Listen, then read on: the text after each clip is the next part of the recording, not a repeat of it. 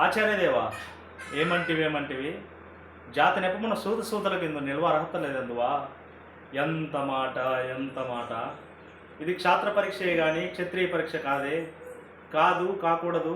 ఇది కుల పరీక్ష ఎందువా. నీ తండ్రి భరద్వాజుడు జననం ఎట్టిది, అది జుగుప్సాకరమైన నీ సంభవం ఎట్టిది. మట్టికుండలో పుట్టితివి కదా, నీది ఏ కులము. ఇంత ఏలా అశ్వత్ పితామహుడు గురుకుల వృద్ధుడైన నీ శాంతనముడు శివసముద్రాల భార్యకు గంగా గర్భమును జనించలేదా, ఈయనదే కులము. నాతో చెప్పితువేమయ్యా. మా వంశమునకు మూలపురుషుడైన వశిష్ఠుడు దేవవశ్యకు ఊరోసిపుత్రుడు కాడా. అతడు పంచమజాతి కన్యందు శక్తిని, ఆ శక్తి చండాలంగందు పరాశురుని, ఆ పరాశుడు పల్లెపరచిన మస్తకందు మా తాత వ్యాసుని, ఆ వ్యాసుడు విధరాన్నైన మా పితామహి అంబికతో మాతనిని, పిడపితామహి అంబాలికతో మా పినతని పాండురాజును, మా ఇంటి దాశతో ధర్మ నిర్మాణ చరుడని మీతో కీర్తించబడుతున్న ఈ విదురదేవుని కనలేదా. సందర్భావసరాలను బట్టి క్షేత్రబీజ ప్రాధాన్యముతో సంకరమైన మా కురువంశము ఏనాడో కులహీనమైనది కాగా నేడు కులము కులము అని వ్యర్థవాదములెందులకు.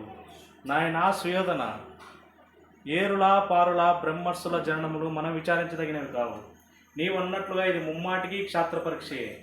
క్షాత్రమున్న వారెల్లరూ క్షత్రియులే, అందులో రాజ్యమున్నవారే రాజులు. అట్టి రాజులే కురురాజ పరిషత్తులో పాల్గొనటకు అర్హులు.